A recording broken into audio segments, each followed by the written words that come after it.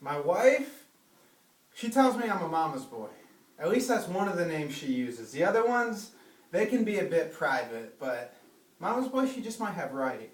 You see, I was a sight to behold back when that name first came about. I was one of those short and stout type kids. The type of kids that always looked up to his brother. The type of kid that never wondered or wanted to know what was past Clarkston, Michigan. But as I grew up and I left that state, my heart wondered if I would ever actually be able to go back to that place again. It was there that I learned how scrambled eggs tasted, and how a strong mind was a terrible thing to be wasted, how sometimes, in the darkest of places, in front of the scariest faces, I needed to stand strong. Maybe my wife's right. You see, it was there that I learned that I needed to protect her, to make sure that her hand was never cold and that I never had to be told when to do the dishes. How this love that we grabbed hold, it might be a story that's never told, but that's no excuse to let go of it. It's where I learned that I needed to be loved. Like this one lady, she adopted me as her son, the one that always made sure that the weak coffee was always ready, but would slap me silly if she ever saw me try to remake it. You see, Mama Hilda, she was Mother Superior, the one that I knew that I could harass, if only to provoke a smile so I could hear her say, "Hey, you're a shit ass."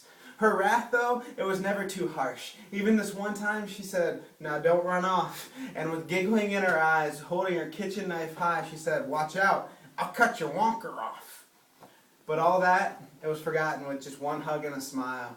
But I made sure I hid the kitchen knives that night. And maybe my wife's right. You see, if you fast forward to the bluegrass where some folks write novels, others compose poetry, others create paintings, still more have photos that cover their walls so that people can know their life. But soon I was adopted by one that told me stories about how she can make my stomach full. And I was always ready to listen. To hear about Germany, Italy, France, or to be taught passion, tough love, and how bacon, that makes everything better.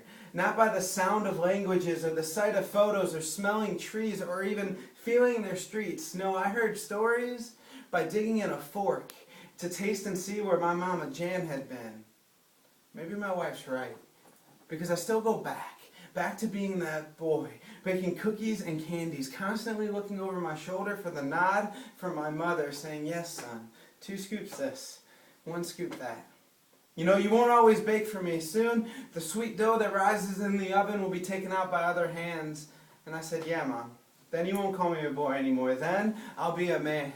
And when I slipped that ring on her finger and I felt both our hearts tingled, I knew that this love, this joy, it will never be let go.